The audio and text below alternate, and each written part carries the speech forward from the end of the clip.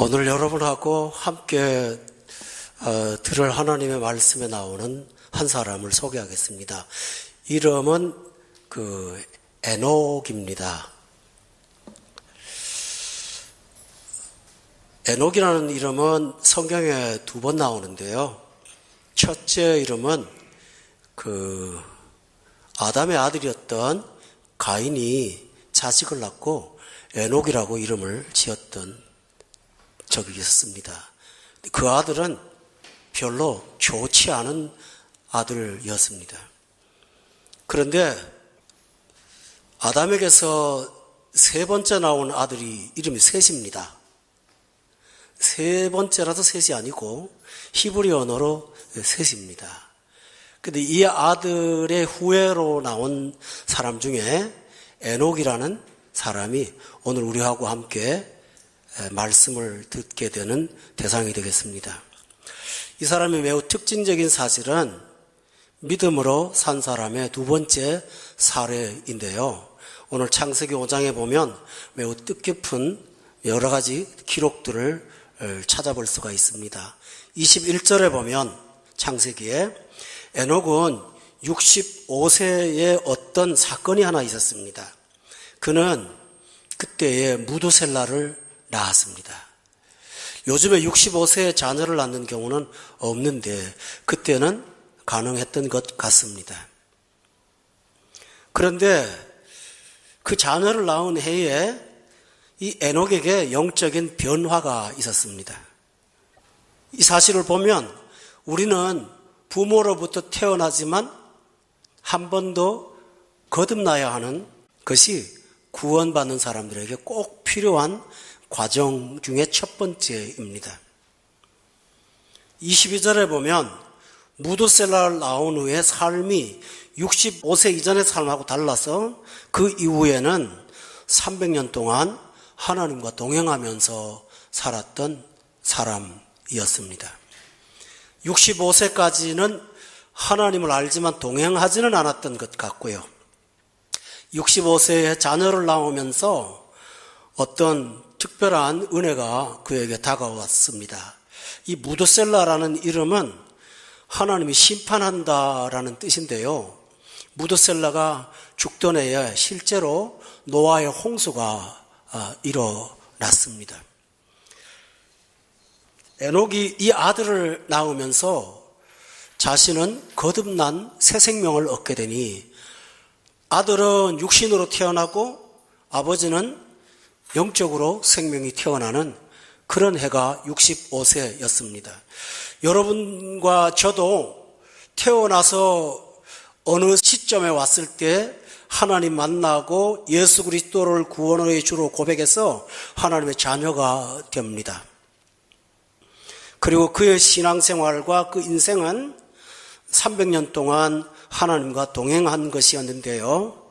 여기 그가 300년하고 65세를 합하면 23절에 보니까 365세를 살았다 기록되어 있습니다. 이 숫자는 우리 1년의 단위를 뜻하는 그 숫자와 동일하지요. 여기에는 무의미하지 않고 어떤 특별한 의미가 있다는 사실을 우리가 금방 알 수가 있습니다. 그러면 이 에녹의 삶의 중요한 특징은 한마디로 말하면 믿음으로 산 것입니다. 그럼 도대체 믿음으로 산다는 것은 무엇일까? 이제 히브리서로 돌아가서 여러분하고 같이 말씀 듣도록 하겠습니다. 히브리서에 보면 에녹의 믿음의 삶에 관해서 소개하는 것이 나옵니다. 아까 우리가 5절부터 6절을 읽었는데 여기 보니까 6절 말씀에 믿음의 삶이라고 하는 것은 하나님이 계시는 것을 믿는 것이 믿음이라는 것입니다. 6절에 보니까 하나님께 나아가는 자는 반드시 그가 계신 것과 그것을 믿어야 한다라고 기록되어 있습니다. 믿음의 핵심은 하나님은 살아 계신다라는 것을 믿는 것입니다. 이것이 굉장히 중요한 믿음의 기초가 됩니다. 우리가 세상을 살면서 하나님의 도움을 바라는 마음이 있다면 하나님이 살아계시는 것을 믿지 않고는 그분을 향한 소망을 가질 수가 없습니다. 따라서 우리 믿음의 기초 중의 기초는 하나님은 지금 여전히 살아 계신다라는 믿음을 갖는 것입니다. 에녹은 바로 그 믿음을 갖고 살았습니다. 둘째로, 믿음은 하나님이 살아계신다는 것을 단지 인정하는 것뿐만 아니고 6절에 보니까 믿음은 하나님께 나아가는 것이라고 기록되어 있습니다. 에녹은 그렇게 하나님 앞에 나아가는 삶을 살았습니다. 여러분, 하나님은 천지에 충만하십니다. 그런데 어떻게 하나님 향하여 나아갑니까? 그것은 우리가 하나님을 향하여 내 마음과 내 방향이 하나님을 향하여 섰을 때 이것이 하나님께 나아가는 것입니다. 한 집에 방이 여러 개 있고 부모도 있고 자녀도 있지만 똑같은 공간에 살면서도 의식을 하고 사는 가족도 있고 의식하지 않고 사는 가족이 있다면 무엇이 나아가는 것일까요? 바로 의식하고 사는 것인 것입니다. 그러므로 하나님이 살아계신다는 것을 단지 인정할 뿐만 아니라 항상 우리가 하나님을 향하여 나아가는 것, 우리 삶도 우리 목적도 우리 삶의 방향도 무엇이든지 하나님을 향해서 나아가는 것, 이것이 바로 믿음입니다. 또 세 번째로는 도대체 믿음이 뭘까? 5절에 보면 여기에 하나님을 기쁘시게 하는 자라는 말씀이 나오는데 여기서 6절에도 보니까 반복하여 하나님을 기쁘시게 하는 것, 이렇게 나옵니다. 믿음이라고 하는 것은 하나님을 단지 살아계신다는 것을 인정하는 것뿐만 아니고 그분께 나아가는 것이 믿음이요, 그리고 더 중요한 사실은 내가 어떻게 하면 하나님을 기쁘게 할까, 이것이 믿음의 삶의 특징입니다. 중세시대에 성도들이 교회 처음 나오면 세례받기 전에 공부를 했습니다. 그 공부 중에 웨스트민스터 소요리 문답이라고 하는 중요한 책자가 하나 있는데 그 책자에는 수백 개의 질문들로 조항이 되어 있는데 그 중에 첫 번째 조항이, 제일 앞서는 조항이 사람의 제일 되는 목적이 무엇인가 라는 항목입니다. 그런데 그 항목에 보면 사람의 제일 되는 목적은 하나님을 영화롭게 하고 영원토록 그를 즐거워하는 것이라 라고 기록되어 있습니다. 믿음의 사람은 하나님께 나아가며 동시에 하나님을 어떻게 하면 기쁘게 할까, 이런 생을 사는 사람이 믿음으로 사는 삶입니다. 에녹은 대단한 업적을 남긴 사람은 아니었지만 성경은 그가 하나님과 동행했다라고 기록되어 있습니다. 하나님을 기쁘시게 한다는 것은 바로 여기에 기록되어 있는 내용과 동일합니다. 아모스라는 선지자는 두 사람이 뜻을 함께 하지 않고는 어찌 함께 길을 걷겠느냐라고 말씀하면서 하나님과의 동행이라고 하는 것은 하나님의 뜻에 내가 맞추어 사는 것을 동행이라고 고백했습니다. 하나님이 기뻐하는 것은 바로 우리가 하나님의 뜻을 따라서 그 뜻에 맞추어 사는 것, 이렇게 사는 것을 하나님께서 기뻐하십니다. 그러므로 큰일이든 작든 하나님을 기쁘시게 하려면 성경 말씀 따라서 하나님의 뜻을 맞추어 우리가 한 걸음 한 걸음 걸어 나아가는 것, 이것이 하나님을 기쁘시게 해드리는 것입니다.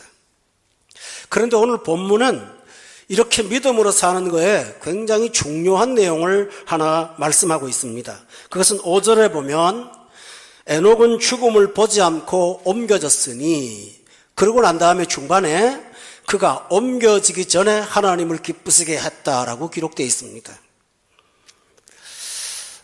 이것은 하나님을 기쁘게 하는 것은 영원토록 기회가 있는 것이 아니고 제한된 기회라는 사실입니다. 옮겨진다는 말은 이 세상에서 그의 생이 끝난다는 말과 동일합니다. 따라서 이 세상 끝나기 전에 우리의 삶의 충만한 내용은 바로 하나님을 기쁘시게 하는 것. 이것이 우리 생이 되어야 이것이 믿음의 삶이라고 말씀하고 있습니다.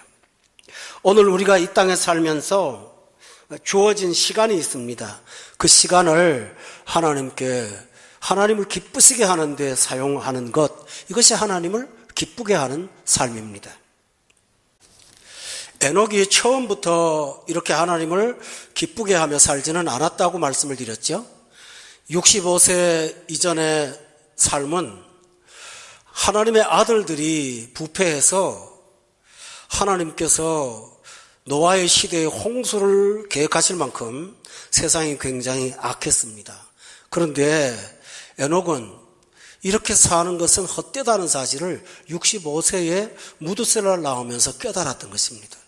그래서 그는 깨달음 이후에 그의 삶을 바꿔서 허무하고 헛된 것에 투자하지 않고 하나님을 기쁘시게 하는 삶으로 인생을 살아서 세상 끝나는 그날까지 하나님 기쁘게 하며 살았던 사람이 바로 에녹이었습니다.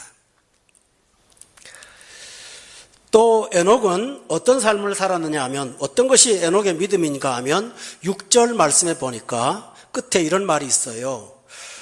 그가 계신 것과 또한 그가 자기를 찾는 자들에게 상 주시는 이심을 믿는다. 이것이 믿음이에요.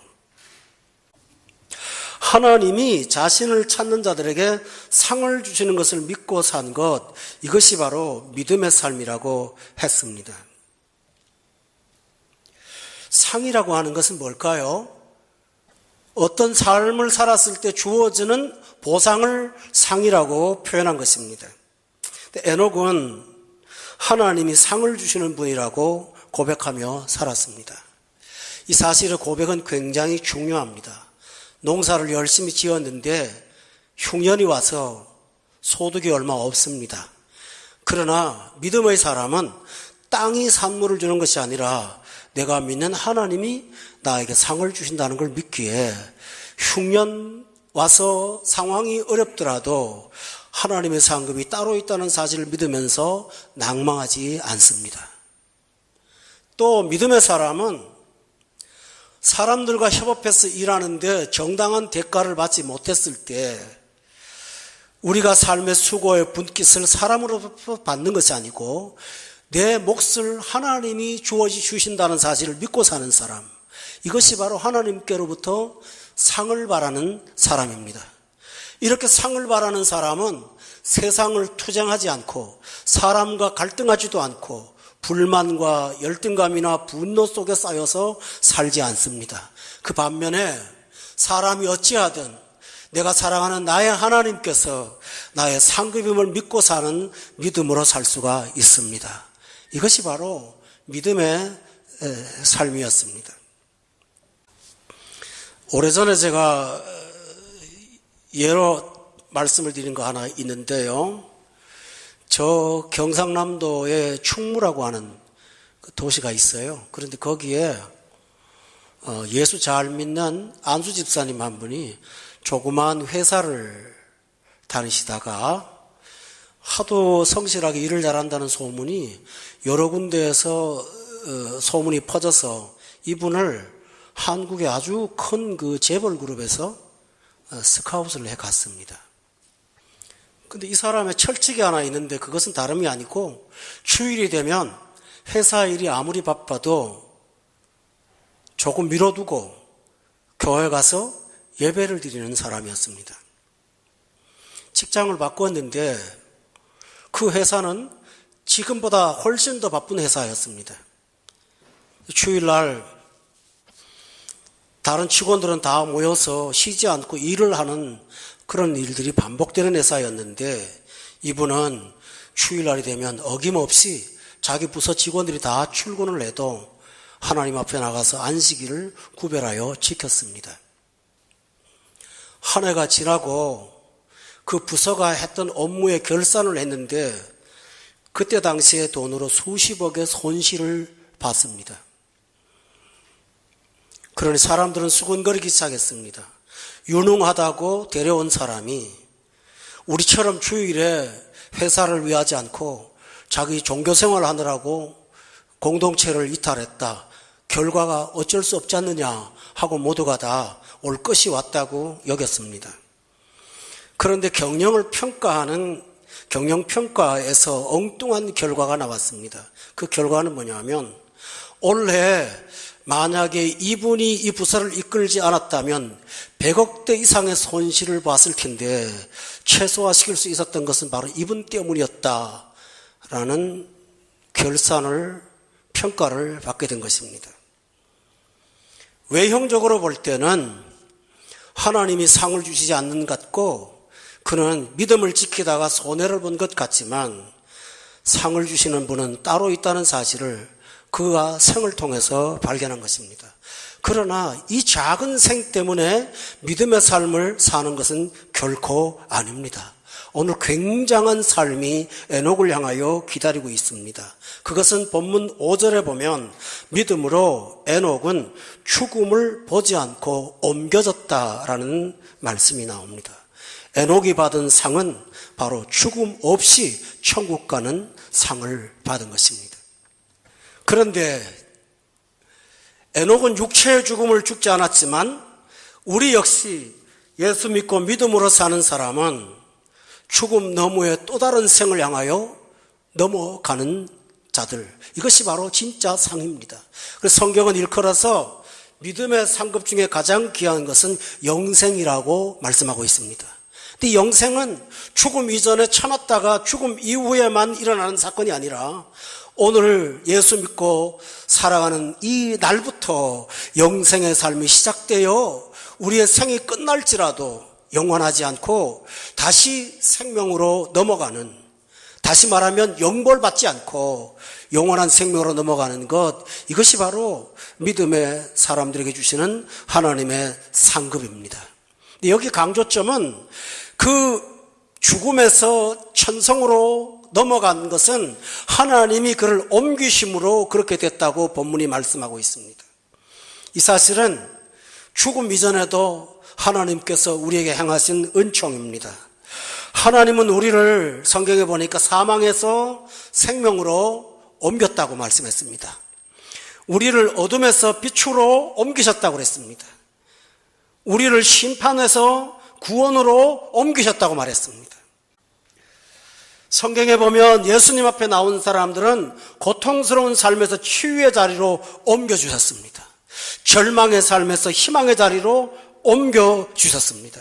이것이 하나님이 주시는 믿음을 가진 자에 주시는 상급이라는 사실을 오늘 본문이 말씀하고 있습니다. 이것이 믿음의 삶입니다. 우리 삶에 있는 것들을 누군가에게 옮겨놓으면 그 사람에게 고통을 줄 수가 있습니다. 내 마음의 상처나 분노를 어떤 상대방에게 터뜨리면 그걸 옮겨놓는 것입니다. 그럼 그 사람이 분노하죠. 내 슬픔을 가지고 내 절망을 가지고 그 절망의 상태에서 그림을 그리거나 음악을 만들거나 해서 보거나 듣는 사람들의 영혼이 어두워질 수가 있습니다. 옮겨놓은 거죠. 가족 중에 누가 하나가 바깥에서 스트레스를 받았는데 그걸 집에 와서 가족들에게 쏟아붓다 보면 자기는 조금 덜지 모르지만 옮겨져서 고통을 당합니다. 그래서 이 세상은 안 좋은 것을 넘겨받으려고 하는 사람은 아무도 없습니다. 그런데 하나님은 평생을 영원토록 옮기시는 분이십니다. 옮기시는데 우리를 천국으로 옮기셨던 하나님께서 먼저 하신 일이 있습니다. 우리가 사람들에게 넘겨줄 수 없는 우리의 죄가를 하나님이 옮기신 것입니다. 사람에게 옮긴 것도 아니고 장소에 옮긴 것도 아닙니다. 그 죄가를 당신에게 옮기셨습니다. 수고하고 무거운 짐진 자들아 다 내게로 오라고 초대하시고 우리의 무거운 짐을 당신의 어깨 위에다가 올려놓으신 것, 이것이 주님이 하신 일입니다. 우리 질고를 당신의 등에 짊어지셨고 우리가 받을 모욕을 당신의 십자가로 옮기셔서 감당하셨습니다. 우리가 받을 저주를 다른 사람한테로 넘기지 아니하고 하나님이신 당신이 사람으로 오셔서 당신 자신에게로 그것을 넘겨받아 옮기신 분이 예수 그리스도이십니다. 그리하여 우리가 감당할 사망을 주님께서 감당하시고 하나님은 당신의 의를 우리에게 옮겨주심으로 믿음의 사람에게 의롭다 하는 선물을 주셨다고 성경은 선언하고 있습니다. 이 세상에는 이렇게 하실 수 있는 분도 아무도 없고 이 세상에는 이렇게 할 의사를 갖고 있는 분도 아무도 없습니다. 성경은 천하 인간의 그리스도 외에는 구원자가 없다고 말씀했는데 예수님은 바로 우리에게 있는 문제들을 당신에게 옮기시고 해결하심으로 우리에게 해방을 주시고 자유를 주시고 구원을 주신 분이심을 믿으시기 바랍니다. 이것이 믿음의 삶의 축복입니다. 불의한 일을 하다가 현장에서 잡혀온 여성이 하나 있었죠. 사람들이 모욕을 하는 가운데 예수님이 그녀를 앞에 놓고 한 말이 있습니다. 너희 중에 죄 없는 자가 돌로 치라고요. 그래서 양심의 가책을 느낀 사람들이 그 여성을 떠나서 다 흩어졌습니다. 예수님하고 여자하고 단둘이 있을 때 예수님께서 나도 너를 정죄하지 않겠다고 선포하십니다. 그러면 그녀의 죄는 사라진 것일까요? 아니요. 주님이 끌어안고 십자가에 올라가신 것입니다. 이것처럼 여러분 지금도 믿음으로 사는 자에게는 하나님께서 당신의 고통, 여러분의 고난과 아픔을 당신이 옮겨받으시고 우리의 삶에 자유를 주시는 분이 주님이심을 믿으시기를 바랍니다. 이것이 은혜입니다. 오늘 본문을 다시 한번 정리하자면 에녹의 삶은 특별한 것이 아무것도 없습니다. 그는 단지 하나님하고 인생을 같이 살았습니다. 그리고 중단하지 않고 꾸준히 그 길을 걸어갔습니다. 그리고 어느 날 하나님께서 그를 죽음을 보지 않고 천성으로 옮기실 만큼 그는 하나님의 친구가 되어 살았습니다. 일생 동안 그의 삶에는 하나님이 허락하신 아름다운 축복들이 많았는데 그 중에 가장 귀한 축복은 하나님께서 그의 후손 가운데 경건한 자녀 노아를 선물로 주신 것입니다. 여러분, 믿음의 삶은 특별하지 않습니다. 사는 날 동안 믿음으로 살면서 하나님의 손을 잡고 같이 걸어가시기를 예수 이름으로 축원합니다. 그리고 하나님을 기쁘시게 하는 여러분 되기를 바랍니다. 항상 하나님 앞에 나아가는 자세로 날마다 주님을 어떻게 하면 기쁘게 할까 이런 목적으로 살아가는 자가 믿음으로 사는 자로서 하나님이 주시는 상 가운데 살 수 있다는 사실을 오늘 본문은 사례로 가르쳐 주고 있습니다. 사랑하는 교우 여러분, 이 평범한 말씀 가운데 하나님의 영광이 여러분의 삶 속에 늘 깃들이시기를 예수 이름으로 축원합니다. 기도하겠습니다.